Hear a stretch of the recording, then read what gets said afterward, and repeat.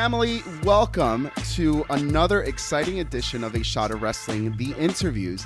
If you haven't done so already, follow us on all forms of social media at A Shot of Wrestling on Facebook and Instagram, and Shot of Wrestling, no A, on Twitter.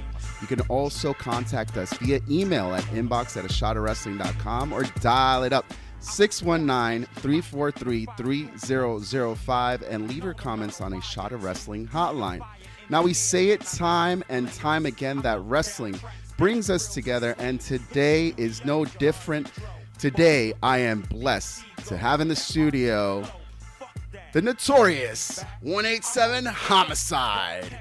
How are you, brother? And welcome to A Shot of Wrestling. What's up, man? Thank you for having me for your show. Dude, there's so many times in an interview that your name has come up in conversation that it is truly an honor to have a conversation. Now, the last time we actually bumped into each other was at an ICW event in Queens, New York, and we sparked a conversation about your journey in pro wrestling. It has not been an easy one, and you've mentioned to me that pro wrestling essentially saved your life. Fill everybody in on what that meant. Well, of course, everybody goes through it. Like when I was 5 years old, the first thing that I seen was a match, and it was a replay of WrestleMania 2. It was the British Bulldog versus Valentine. Just that match itself, I just fell in love. After that, I saw Hulk Hogan. Of course, I was Hulkamania. Then after that, time flies and everything. I was hanging out with shot callers, gangbangers and everything. I was not concentrating on education. I was in the streets. I always wanted to be, the ballers out there. I wanted to become a baseball player. I had that scholarship. I messed that up, but pro wrestling came to me, and I took that to another level. I was part of a crew, and the boss of the crew was telling me, I want you to achieve your dreams. I want you to achieve your goals, because I don't want nobody from the streets still gangbanging and everything. And I started to pay my dues all over Brooklyn, went to New York City. After that, Jersey, Philly, Indiana. Then I just took off. I traveled all over the world. And it kind of saved me, man, because if I wasn't focusing on pro wrestling, I would be in the streets, get locked up, be a Rikers Island, doing bad stuff. Do you see people on the street now and you try to give them that advice to kind of save them in the way that you were saved by pro wrestling and kind of bring them around a little bit? But yeah, man, like I tell a lot of people, and you'd be very surprised, guys that you see on TV, they're part of my crew, and they woke up and they're doing great things right now as we speak. And sometimes they be, telling me, I'm listening to you, because I tell some advices to everybody. If I can make it, everybody can make it. I don't care who you are. I don't care if you're overweight, underweight, pale. I don't care, man. You just got to have a very confidence in yourself. And you got to boost up everything what you love. And I guess it works. It worked for me, so I'm good. When we met at ICW, you were also talking to me about your other passion and some of the things that you're starting to explore even now, the training aspect. Mm-hmm. You have a lot of years under your belt. You've seen a lot of stuff, and I'm sure you've gathered best practices. How is it being a trainer? Because now you're part of the compound, one of the head trainers there, correct? Yes. I love it, man. I love being a coach. That's what that is. I think it was back in 2001 that a lot of guys came under my belt. I trained them, and I was like, this is not bad at all. So it's something that I've seen in the future, like, okay, I'm going to be what people think they are, entertainer or a fighter. I do that first. Then after that, I just leave. But I will go behind the scenes. I'll be telling my boys that I'm leaving, I'm going to retire. But I'm really not leaving. Maybe I'm leaving as a fighter and put a legacy under my belt. But after that, I'm going to be 100% coach. And I like to make people, that makes me proud, man, like seeing guys, achieve their goals. So that's like a new thing for me right now, and I love it. And I feel like the compound is doing great. Not only the compound, I had a school back in the day called the Doghouse. A lot of cats that is wrestling, they became international. One of them was low key. We got a hit squad. I never trained guys like the new LEX, but they were like my kids, mentor them to become a better businessman, become better fighters. So everything's good, man. I'm happy about it. What got you to work with GCW and start off this compound?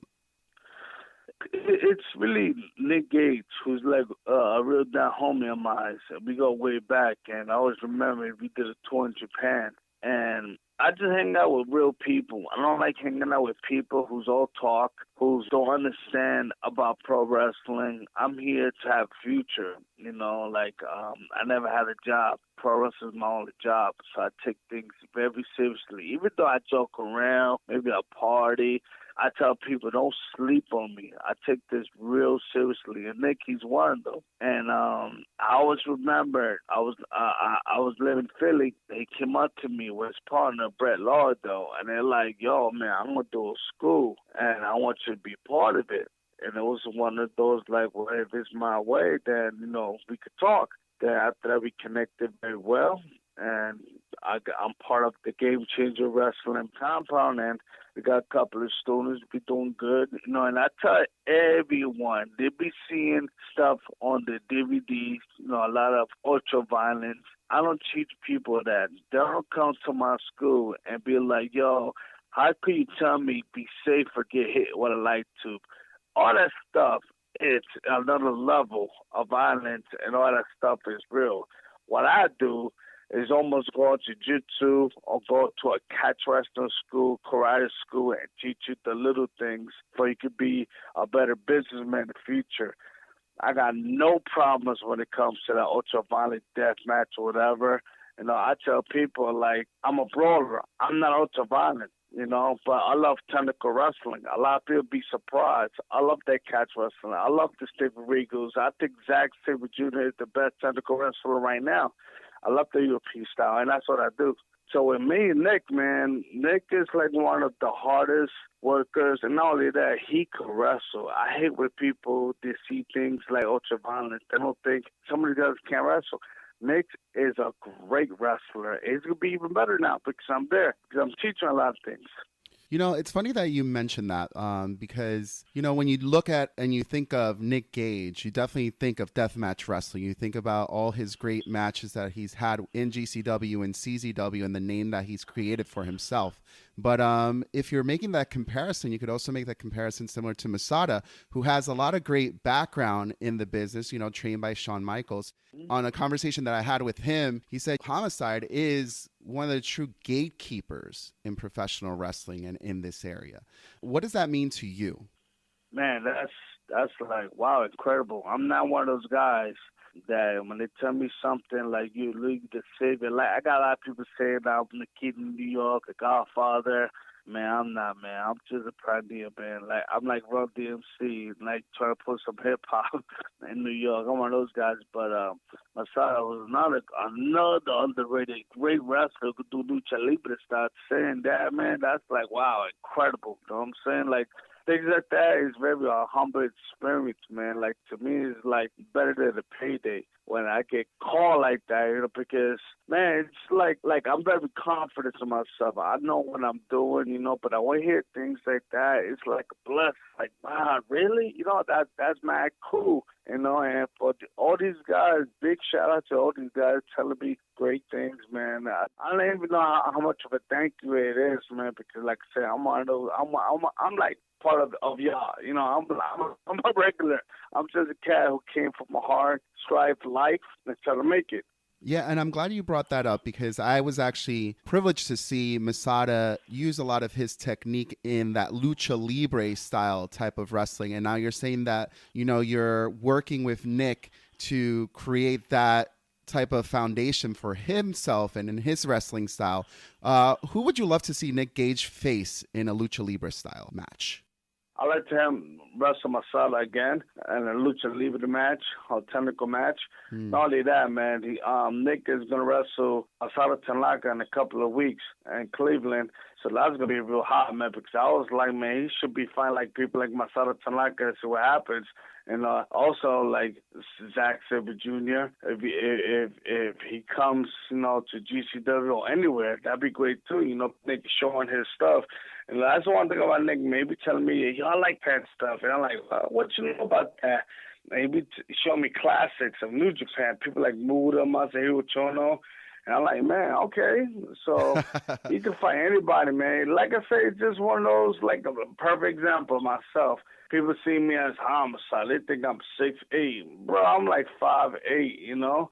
And I'll be telling people, man, I'm just like the movies Goodfellas. The character Joe Pesci, that's me right there. Don't mess with me because I will cut you, you know? So people see me like, oh, Homicide, he's a little guy, you know? Don't judge the cover, man, I'm telling you. And that's what Nick is. Nick loves it. He loves the death wrestling. But that dude, he could work.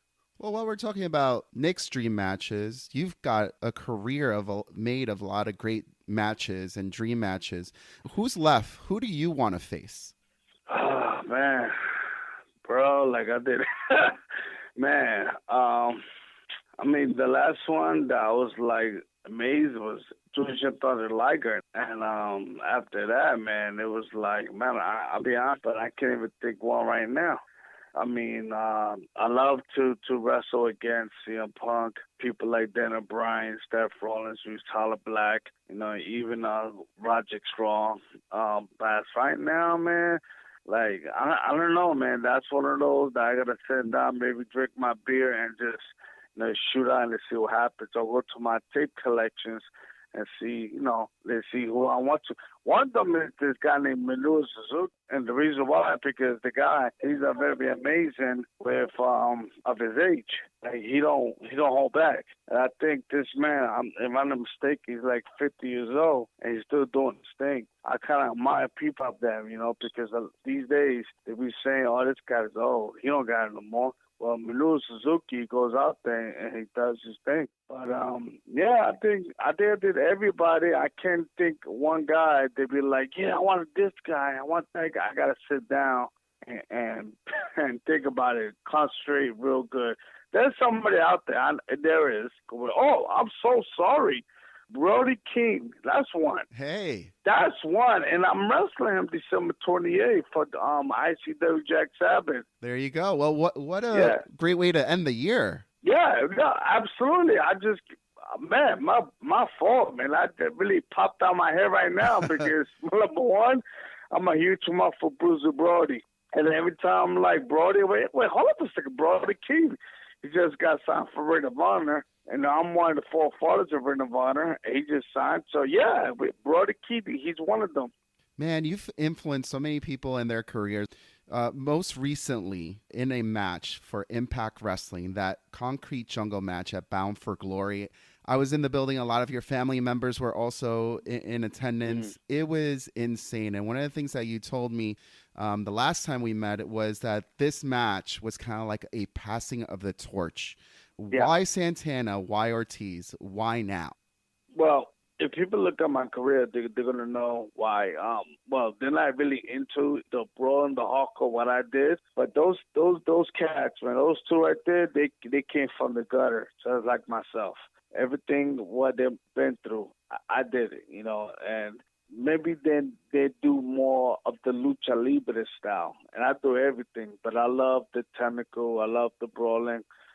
I think those guys deserve what they get right now, and they're going to be, I'm very confident that they got a bright future. And I was telling Santana that, man, you kick your butt right now. You know what's the scariest thing about everything? You just started, and they're blowing up, you know, and I think that match, like a lot of people say, oh, man, that's the fake LEX. Nah, man, that's something that I want to do, you know, because reality, the 187 facts, that's me and Connor's gimmick, whatever you want to call it. Because when Connor left, I took over. And he was there for 1 year for LEX, and I took over. You know, if you look at the tapes and everything, Connor's the brain. I'm the heart of LEX.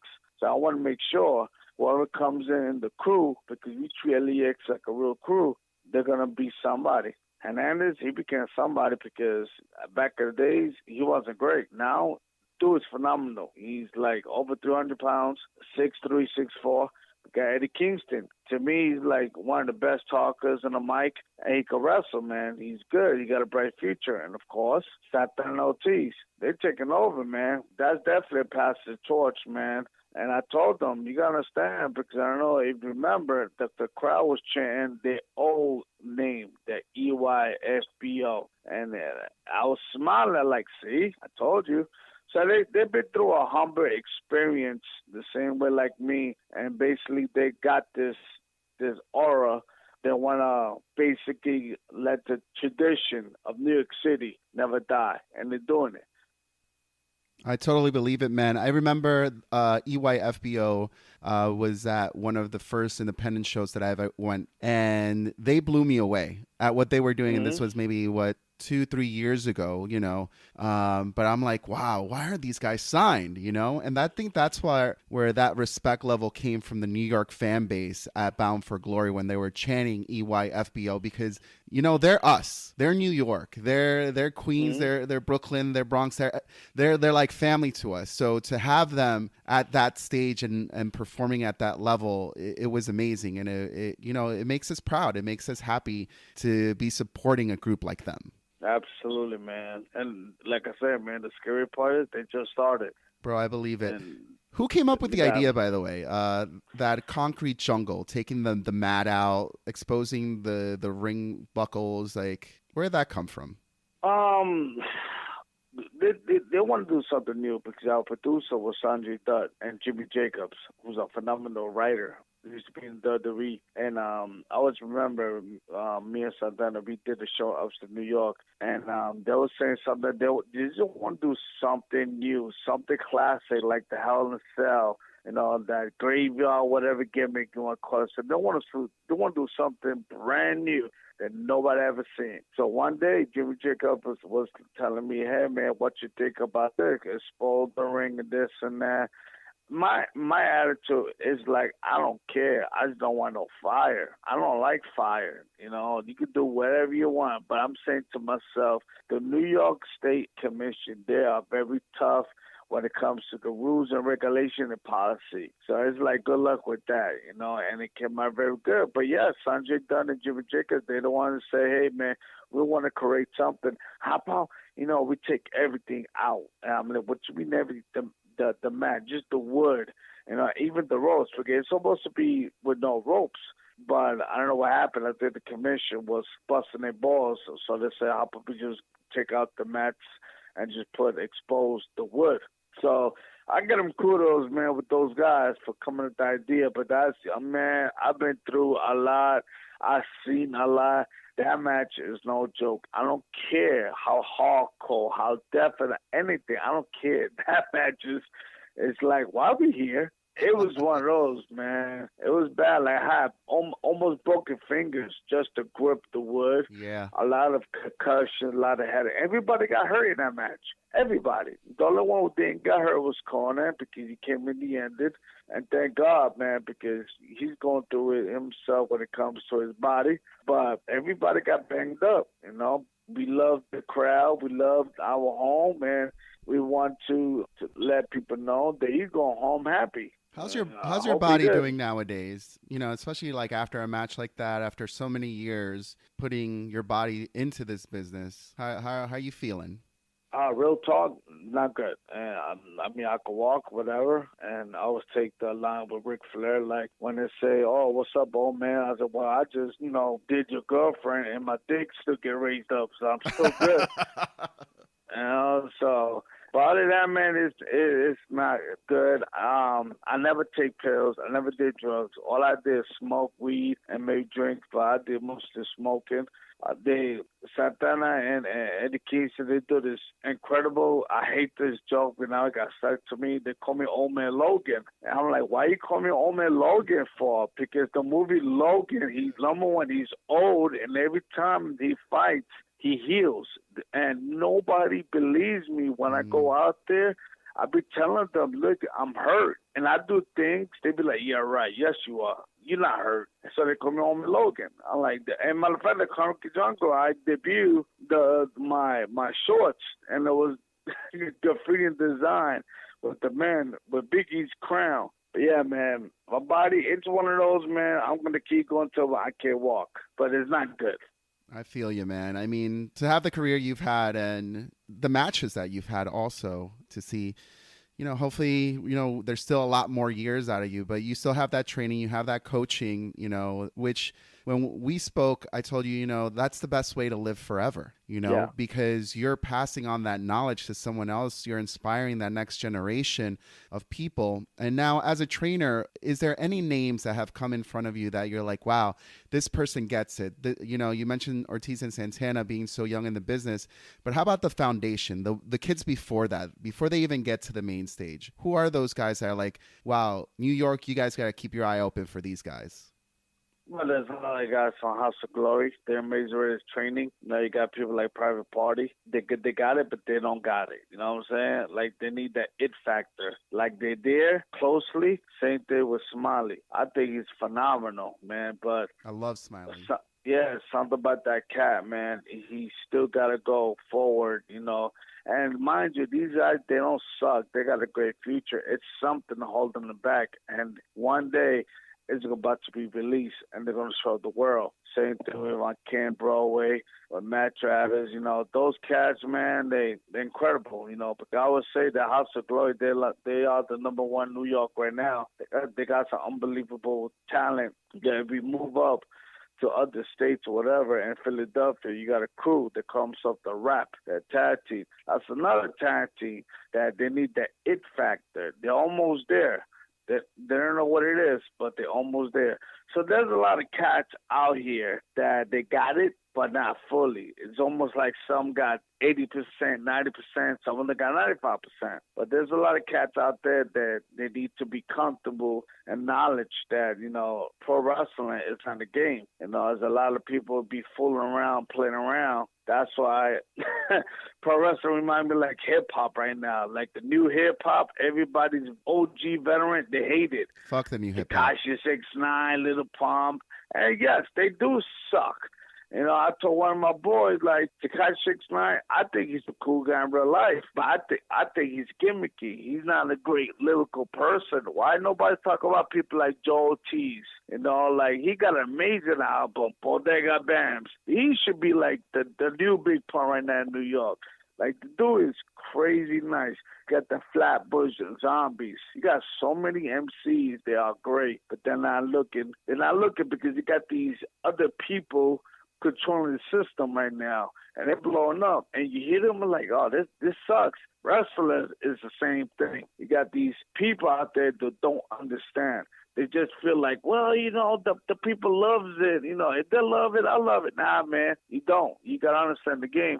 I always tell people, you need to learn your studies, your history. Go back to YouTube or Dailymotion and go watch like people like Lou Thez and Buddy Roberts. Why Bruno Sammartino was like that guy in New York. Who is Pedro Morales?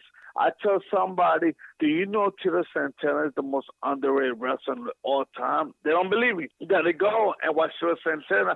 I'm talking about Tito Santana in the 70s, 80s, not his end days, even Strikeforce days. He is incredible underrated, and I tell them why. And they be like, look at me like, oh, dude, you smoke too much. Then afterwards, they be like, oh, okay, you're right. Yeah, whatever. I was that's a the way Santana it is fan. in wrestling. Yeah, I think it's incredible, man. Yeah. First of all, big shout out to West Texas University. Came from West Texas. That's where my teacher, Manny Finesse, came from. That dude, he's the real deal, man. People sleep with him. I don't know why. I hope it's not no race card. He's Mexican. He's from Texas. But I think he's the best when it comes to his charisma and his fire. And he never was a heel. Never. Just like Ricky Steamboat. But actually, technically, he was a heel when he went to Ring of Honor. Mm-hmm. So do you have a preference for yourself? I'm sorry to interrupt. Do you have a preference for yourself? Do you like being a heel? You like being a bad guy? Nah, just be yourself, whatever. You just study the crowd. I really don't, man. Just want to entertain or make the people go home happy. If they tell me you're a bad guy, okay. If I'm a good guy, okay. I know everything, So I really don't got a preference. I just want the people to go home happy. Now, you've gained a lot of respect from the wrestling community because of how much you've given of yourself into this profession. Pro Wrestling Illustrated rated you last year at 245 and one of the top 500 of the best wrestlers in the world. This year, you're 229. You're making your way back to the top 100. The best you've ever had was in 2007. You were 54. Do these accolades, or people talking about you and rating you as one of the best, is that important to you? Do you think about it? No, I really don't. That's the first time I'm hearing about this. Nah. No, I really don't, man. I'm very confident that I'm wearing the best. I don't have to be like, the class of Dana Bryan, Samoa Joe, CM Punk. I just know I am. And yes, it'd be cooler that all of the world knows who I am, why I'm 54, why I'm like 229, why this, why that. It'd be cool, but sometimes, man, I don't care, man. I just go to a locker room and let people know, look, man, this is what we're going to do. Or I just give them some input and advice. In the end, then they be like, damn, man, that dude Homicide, he knows what I'm saying. That's what the new thing right now in my life is I hate that people don't give me that prop that I deserve. And I didn't care, but now I do. And now I'm letting people know I know what I'm saying. And now lately, just a little bit, little by little, people is starting to realize, something, we be sleeping on Homicide for years. I think it's about that time to listen. So I'm getting that right now. It took me 24 years, but I'm cool. Speaking of sleeping on Homicide, and there's certain companies who haven't slept on you, who've made you a big part of their roster, and you've carried those companies and are carrying those companies on your back. But the WWE, are they sleeping on Homicide? I think they are. Or maybe it's very different to let them know that I'm very interesting because I got a lot of friends in that promotion. I already told them this is what I want. I always remember 2005, Mick Foley was trying to hook me up, man. He was telling me, like, yo, man, get here. And I tried my best, but Conan gave me a good offer, and I went to TNA. I went to a different direction. And at the time, people like my size, it was kind of hard.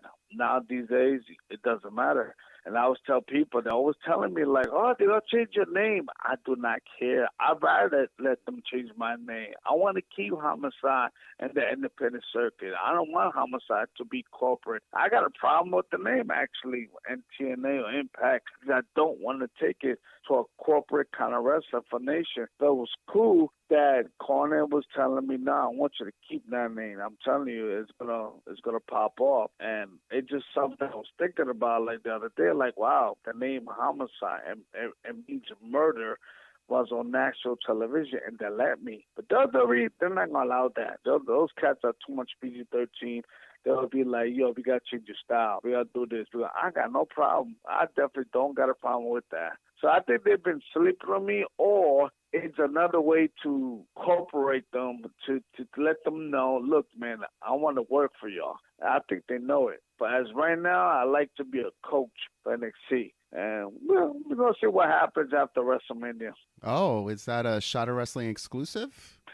That'll be exclusive.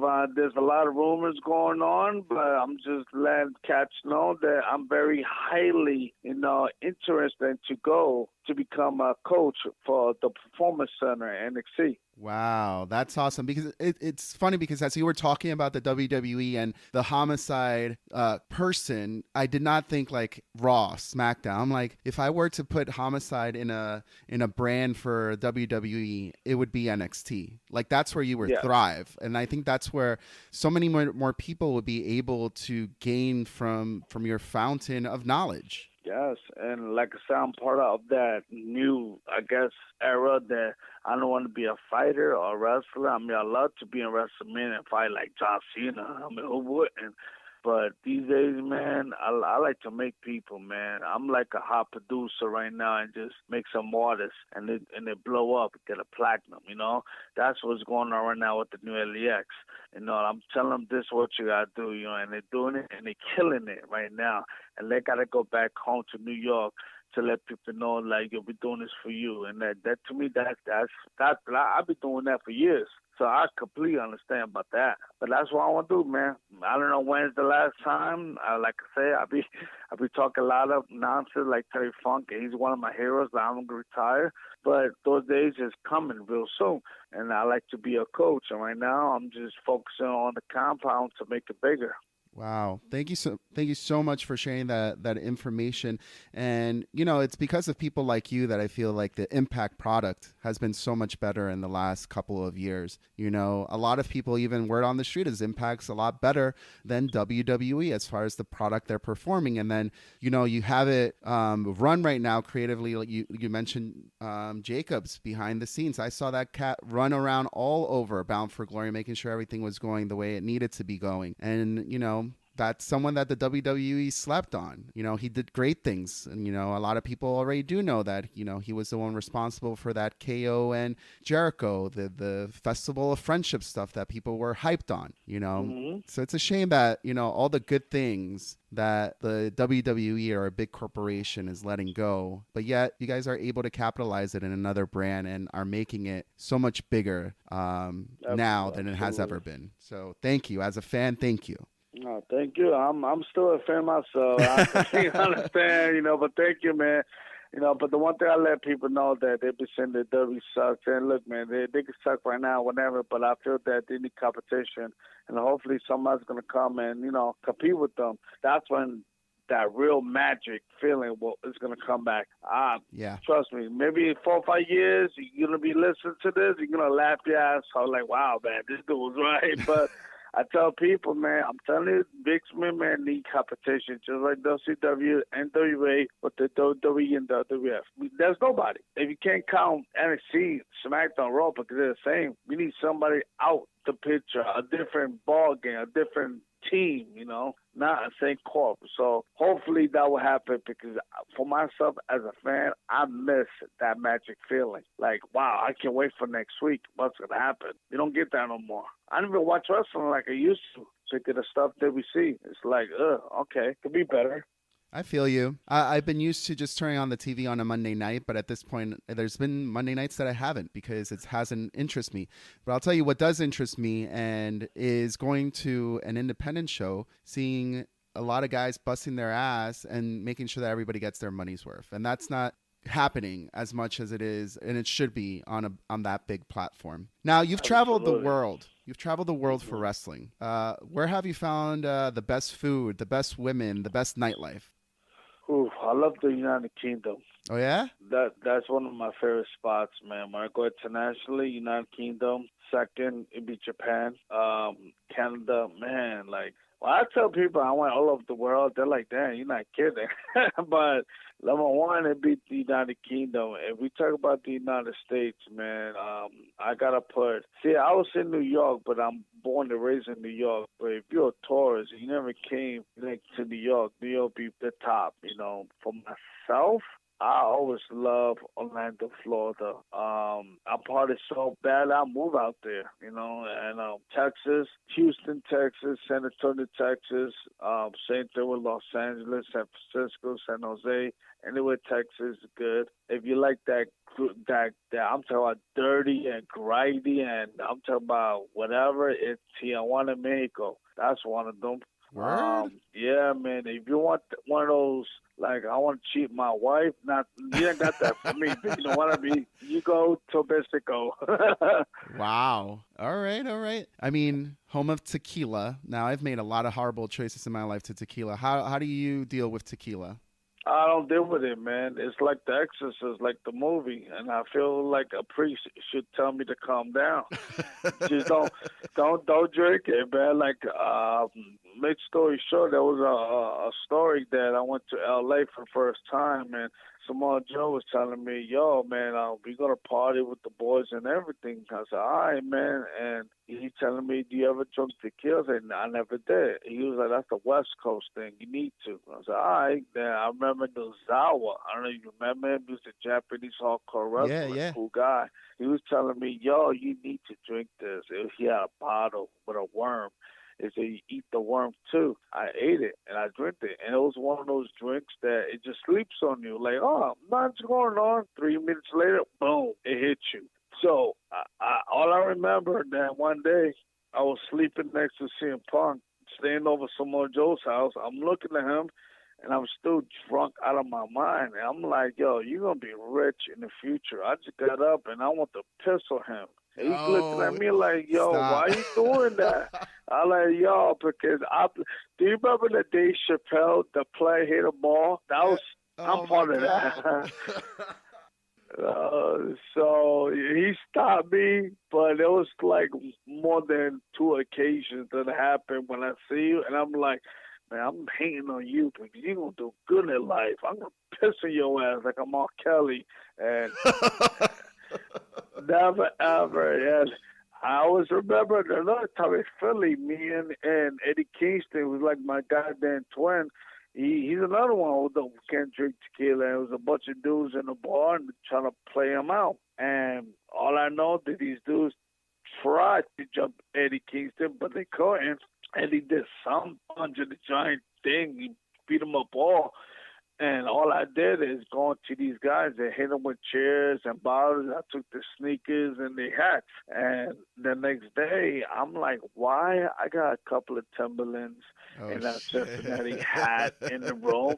And then we had one of the girls telling me, this what happened. Y'all two fools, drank some tequila, and you was finding somebody, and you stole their clothes. Not their money, their clothes.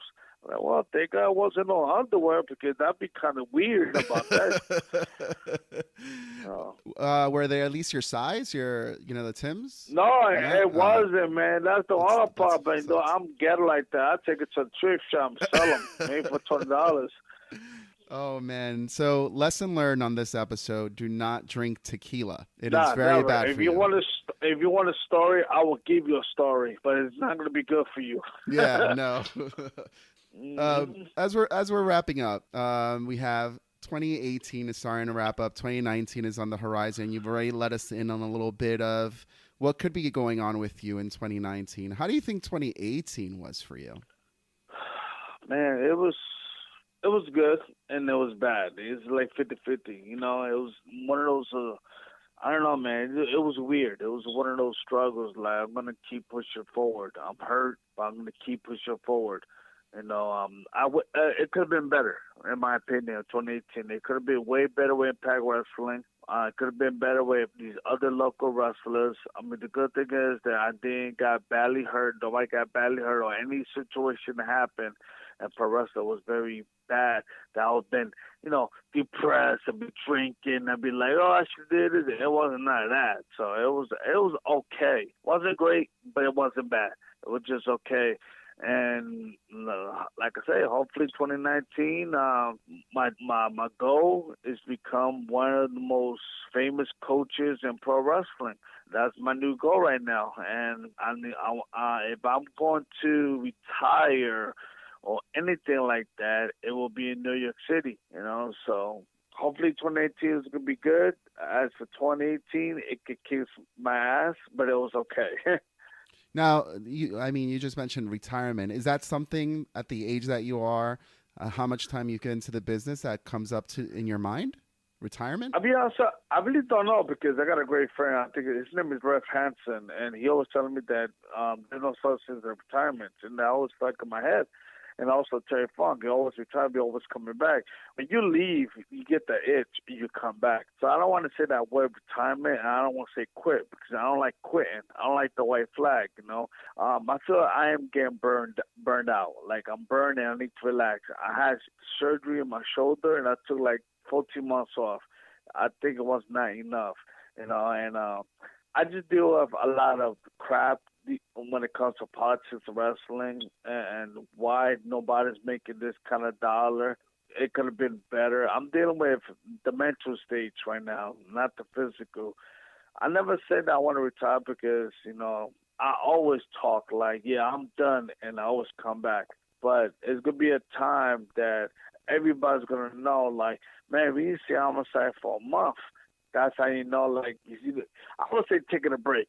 That's the perfect words. I would take a break, but there's not going to be a break like you never know what's going to happen afterwards. He could be a coach, and if you become a coach, you got to retire. That's the one thing I do know.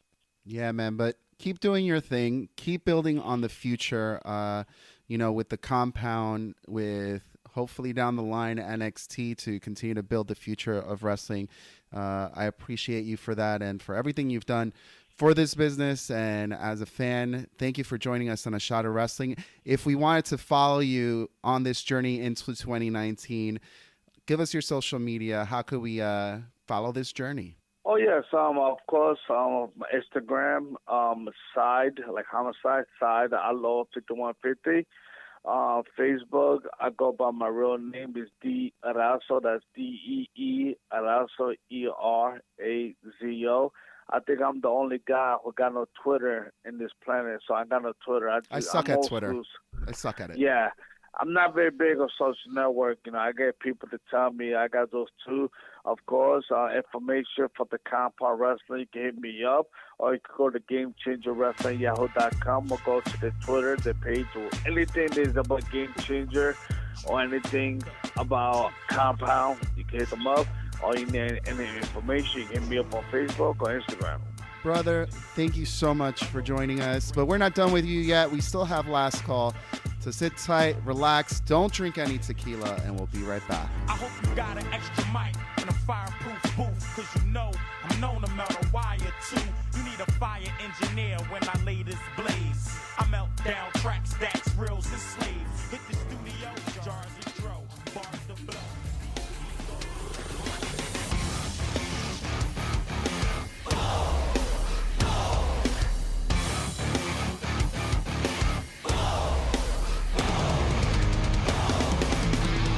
This is Bull James, former NXT superstar. If you want more Shot of Wrestling, listen to D-Plus Player Radio every Monday night.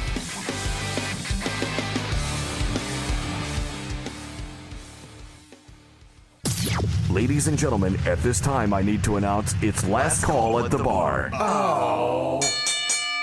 All right, everybody, we have made it to the end, and I am not alone. I am with the notorious 187 Homicide, still here with us. How are you, my man? What's up, man? Dude, it has been a great show already, and we're just going to top it off with last call. Now, the first thing that comes in your mind is the first thing you should answer. Are you ready? Okay, I think I am, but let's see what's up. All right.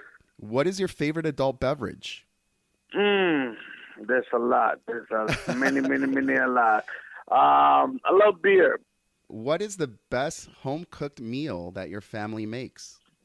Oh, my God. Arroz con dulces and picnic. A lot of people don't know what that means. Of course, that's fresh beans, special beans, and pork. I love pork, picnic. Also, patere. Oh, yes. Man, you're speaking to me. What is the worst job you've ever had? I never had a job. It'd be pro wrestling. Oh, wow. I had I'm lucky, man. I'm very lucky. Awesome. Who's your celebrity crush? Whew. Man, I like corn sauce. All right. I don't know why. do you know any of their names? The other one is right now is Luna Star, who's like the Brock Lesnar of porn. I mean, she's the next big thing. It's Luna Star. How much do you tip for a lap dance? Oh, I used to be like Al Bundy in the strip clubs. I used to be addictive. I used to spend like $1,000 every day. Where is the shittiest place you've ever wrestled? I never had a shitty place, but to me it was like, oh, this is going to be a bad day, but it became gold. It was the IWA Midwest. Which wrestling promotion has given you the biggest payday? TNA Wrestling. Awesome. Finally, let me go ahead. TNA, not Impact, TNA Wrestling. And finally, Homicide, what is on your Christmas list? Man, a big house for me and my wife and my kids. I'm talking about forget about the White House. I want a brown house. I want one of those. I don't care. I want the pay off the debts, but definitely a house. Thank you very much for joining us in A Shot of Wrestling. I kind of feel like I know you even more after this just small little segment. Hey, baby, I hear the bell ringing, hip tosses and body slams. Oh, my. And maybe you seem a bit confused. Yeah, baby, but I got you pinned. Ha, ha, ha, ha. But I don't know what to do when I see them with that golden case. They're cashing it in authority all in my face. What is a man to do? Good night, everybody.